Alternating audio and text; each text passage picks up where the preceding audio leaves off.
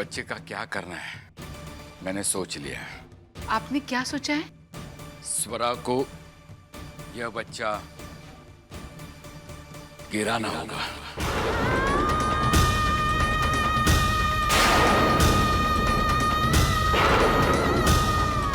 ये कैसी बात कर रही हैं आप? ये हमारी बच्ची है, हमारी, और इसके पेट में जो बच्चा है वो हमारा नाती है। उसके लिए ऐसी बात, छी, मैं कभी सोच भी नहीं सकती थी कि आप ऐसी बात भी कर सकते हैं। परशुराम जी, बहुत जल्दबाजी कर रहे हैं आप। इसके अलावा भी तो कोई रास्ता होगा ना? नहीं सयाजीराव, इसके अलावा हमारे पास कोई रास्ता नहीं है। आप चाहे जो कुछ भी कहे, मैं अपनी बच्ची से ऐसा काम कभी नहीं करवाऊंगी। बात को समझो मंजुला। बात को आप समझिए बाबा। आपने सोच भी कैसे लिया कि मैं मेरे बच्चे को, बाबा ये मेरे और आदित्य के बीच की वो कड़ी है जो हमें जोड़ सकती है। सपनों से बाहर है बेटी, ये कभी नहीं होगा। अन्ना साहेब इस बच्चे को कभी भी अपना वारिस नहीं मानेंगे। और आदित्य, उन पर से तो मेरा विश्वास कभी का उठ चुका है। इस बच्चे को तो अपना हक नहीं मिलेगा, पर तुझे बेइज्जती सहनी पड़ेगी। बाबा, मैं आपके तजुर्बे को चुनौती नहीं देना चाहती। मैं जानती हूँ कि जो भी आप कह रहे हैं शायद वैसा ही होगा।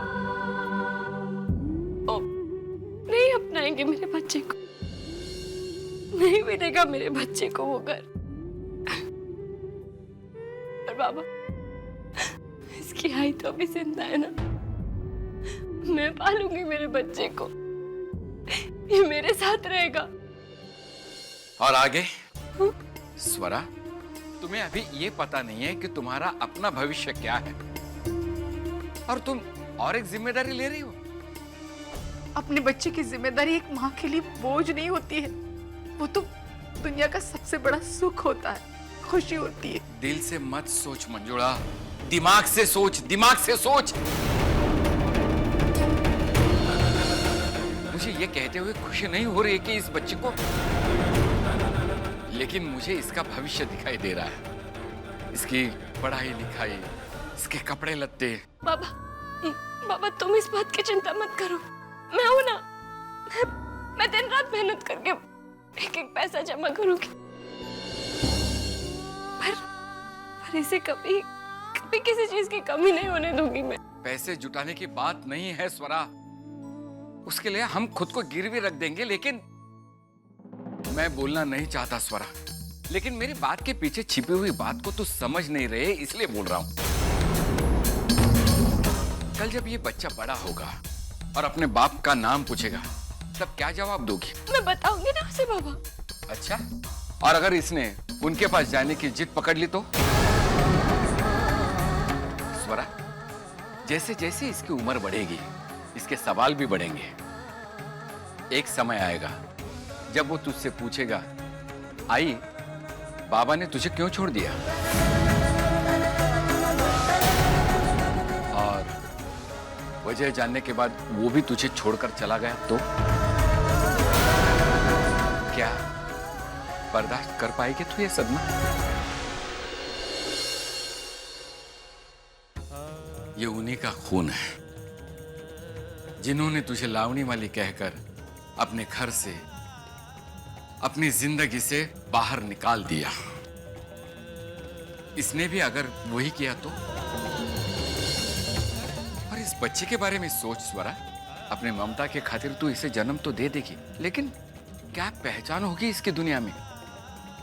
कल को अगर समाज ने इसके माथे पर नाजायज नाम की मोहर लगा दी तो? नहीं स्वरा, इसको जन्म देके तू इस पर अन्याय मत कर। इसके पहले कि इसका सहवास और प्यार बढ़े, तू इसे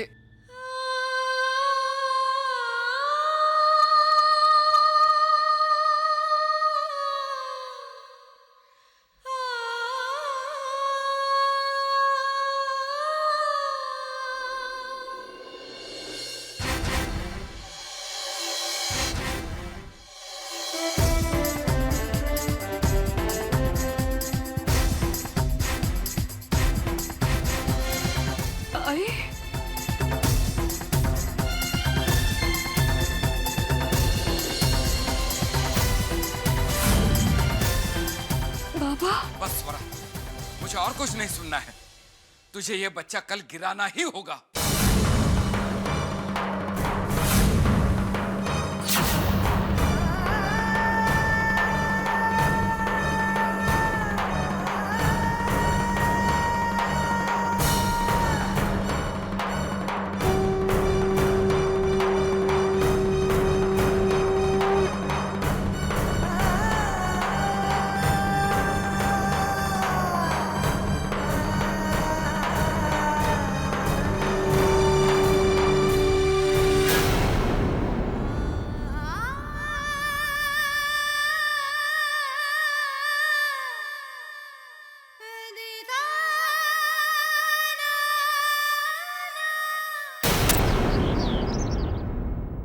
अन्ना साहब, क्या हुआ?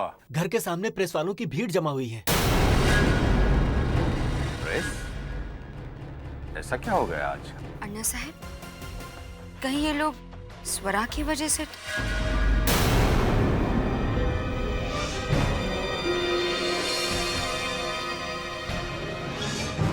क्या कहना क्या उनका? तरह तरह के सवाल पूछ रहे हैं वो। अंदर आकर आपसे मिलने की जिद कर रहे हैं वो। अर्श, चल मेरे साथ, देखते हैं क्या है।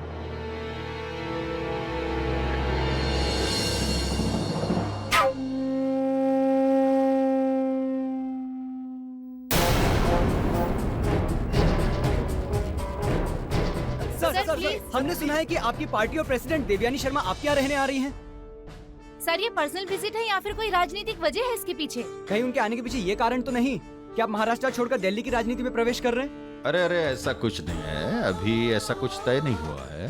अन्ना साहब, आपकी ये पार्टी देवयानी मैम के इशारे पर चलती है। उनके एक इशारे पर सरकार बनती भी है और बिगड़ती भी है, और आपको राज्य का मशहूर मंत्री बनाने में भी उनका योगदान था। कहीं आपको वो... देखिए, देवयानी जी के मन में क्या है ये तो कोई नहीं बता सकता। फिलहाल तो उनका यहाँ आना हमारे लिए बहुत बड़ी खुशी की बात है और हम उनके स्वागत की तैयारियों में हैं। जैसे कुछ बनता है आप लोगों को पता चल ही जाएगा ना। लेकिन sir... sorry and thank you very much.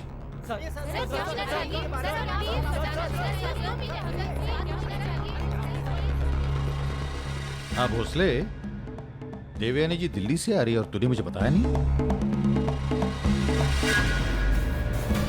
अच्छा,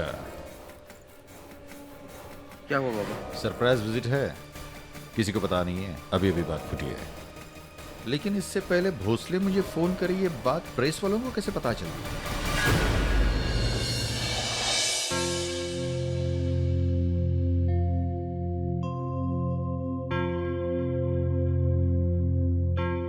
देवयानी शर्मा, वो भी अचानक हमारे घर पे? आखिर मामला क्या है? लेकिन ये देवयानी शर्मा है कौन? बाबा जिस पार्टी में सदस्य हैं, वो उस पार्टी की अध्यक्ष। सिर्फ अध्यक्षा नहीं आयुष, सर्वे सर्वा कहो। यहाँ आने के बाद तुम दिल्ली के हाईकमांड के बारे में सुनती आई हो ना, वही है ये। उन्हीं की बदौलत ये इस राज्य के महसूल मंत्री बन गए हैं। हमारी पार्टी तो क्या, बाहर के लोग भी उनका शब्द टाल नहीं सकते। एक तरफ से देखा जाए तो भारतीय राजनीति का चेहरा है देवयानी जी। राजनीति ही नहीं, समाज सेवा में भी इनका बहुत बड़ा योगदान है। राजनीति से पहले वो एक वकील थी और औरतों को न्याय दिलाने के लिए उन्होंने बहुत संघर्ष किया। आज भी औरतों के प्रश्नों को लेकर उनको बहुत लगाव रहता है। अन्ना साहब, देवयानी जी कोल्हापुर आ चुकी हैं और वो किसी भी वक्त यहाँ पर पहुँच सकती हैं।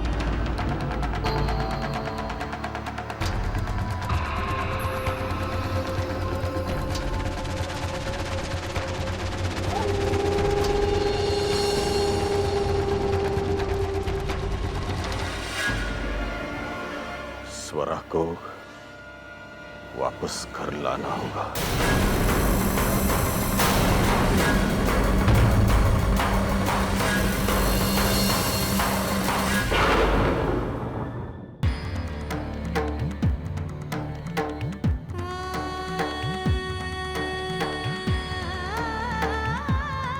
अन्ना साहेब इस बच्चे को कभी भी अपना वारिस नहीं मानेंगे। इस बच्चे को तो अपना हक नहीं मिलेगा, पर तुझे बेइज्जती सहनी पड़ेगी। एक समय आएगा जब वो तुझसे पूछेगा, आई, बाबा ने तुझे क्यों छोड़ दिया? कल को अगर समाज ने इसके माथे पर नाजायज नाम की मोहर लगा दी तो इसको जन्म देके तू इस पर अन्याय मत कर। तुझे ये बच्चा कल गिराना ही होगा।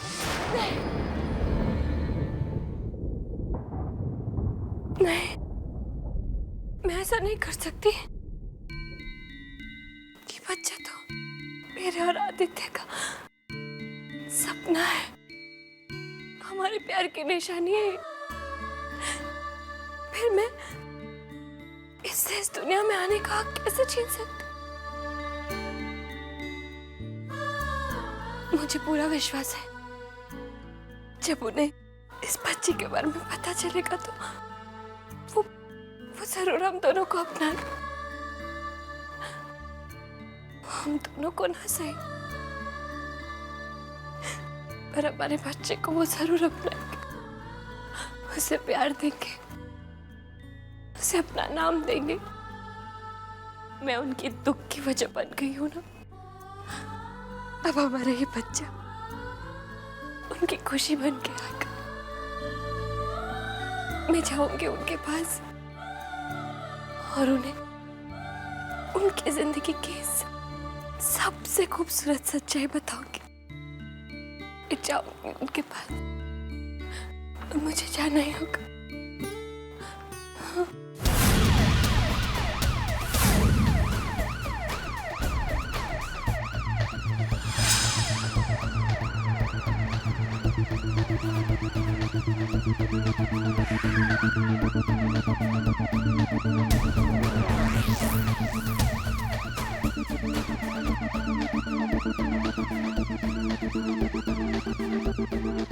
अहो भाग्य हमारे जो आप हमारे घर आ गई। कैसे हैं आप अन्ना साहब?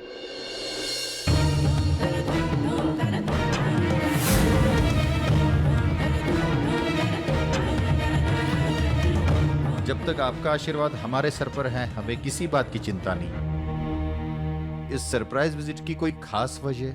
यहाँ से 7 किलोमीटर की दूरी पर एक आदिवासी गांव है और उस गांव में हमें एक महिला मुक्ति संगठन की शाखा शुरू करनी है। आप तो जानते हैं अन्ना साहब, हम इन कामों से कभी इनकार नहीं कर सकते। हम कुछ भी बर्दाश्त कर सकते हैं लेकिन औरत के साथ अन्याय कभी नहीं।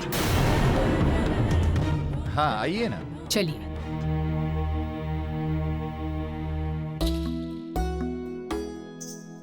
बैठिए ना, बैठिए। आपकी तबीयत कैसी है? आई महालक्ष्मी की कृपा है, सब ठीक है। आप कैसी हैं? मैं तो बिल्कुल ठीक हूँ। बहुत सालों बाद मुलाकात हुई है ना? सच बताऊं तो पिछले 5 सालों से पार्टी का काम कुछ ज्यादा ही बढ़ गया है। ऊपर से स्त्री मुक्ति संगठन का काम वो भी दिन ब दिन बढ़ता ही जा रहा है। क्या करें, हम 21वीं सदी में रहते हैं जरूर, पर औरत पर अत्याचार का मामला जरा भी कम नहीं हुआ है। यही सब काम की वजह से हम आदित्य राजे की शादी में भी नहीं आ पाए। इस बार नजदीक के गांव में काम था, मैंने सोचा कि यहाँ तक आ रहे हैं तो आप लोग के साथ 15 दिन रहकर जाएंगे। बहुत अच्छा किया आपने। आपकी बड़ी बहू को देख लेंगे और उसके साथ थोड़ा वक्त भी गुजार लेंगे।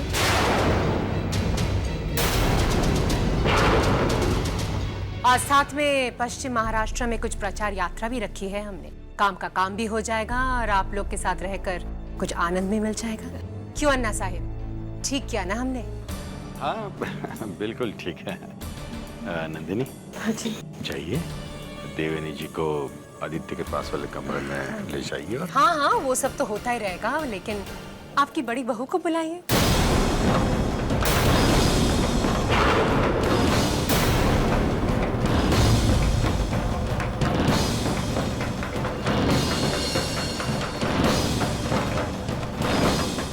जीते रहो, जीते रहो। लेकिन ये आयुष राजे की पत्नी है ना? हम 5 साल पहले इनसे मिल चुके हैं और उसके बाद अन्ना साहिब ने दिल्ली में आपकी सबसे छोटी बहू से भी मुलाकात करवाई थी हमारी। आओ बेटा। अच्छा, क्या नाम है? जी दीप्ति। हाँ दीप्ति। तो कहाँ है आपकी बड़ी बहू? जो आगे चलकर नंदिनी के बाद इस परिवार की मालकिन होगी।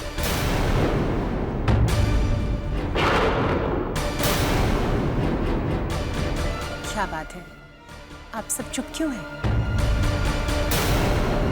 तो आपकी बड़ी बहू को बुलाइए। कहाँ है वो? वो अपने मायके। भाई साहब,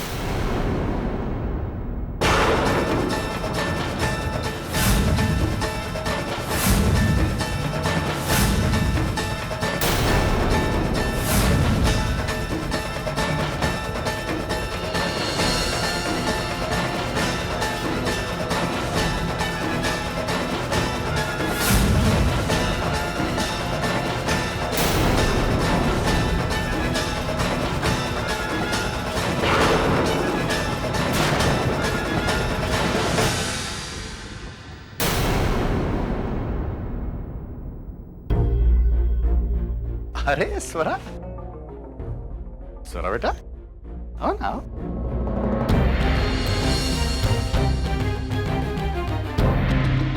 अभी अभी तुम्हारी बात चल रही थी। दिल्ली से हमारी पार्टी के हाई कमांड देवनी जी आई है, मिलना चाहती है आपसे। आओ ना बेटा, शर्मा बताओ। देवनी जी, स्वरा आपकी बड़ी बहू। आओ बेटा। ठीक है, ठीक है, ठीक है। अरे वाह अन्ना साहेब, कितनी सुंदर और संस्कारी है आपकी बहू। देवयानी जी, आप इतना लंबा सफर करके आई हैं, बहुत थकी होंगी। आप थोड़ी देर के लिए आराम क्यों नहीं कर लेती? हाँ, मैं जरूर चाहूंगी, लेकिन मेरी एक शर्त है। मैं जाऊंगी तो स्वरा के साथ। अरे अपनी बहू से बहुत सारी बातें करनी है हमें।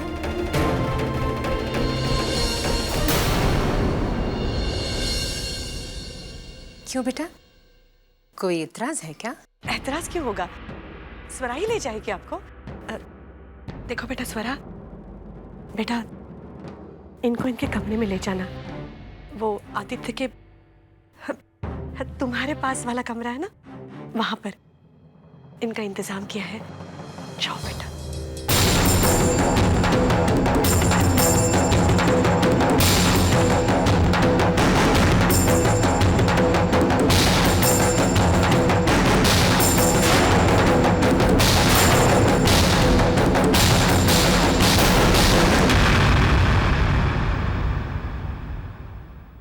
बाबा, दिव्यानी जी आई है ना, कहाँ है वो? बेटा वो आराम करने गई है, वो तुम्हारे पास वाले कमरे में है। ठीक है, मैं मिलकर आता हूँ। आदित्य वो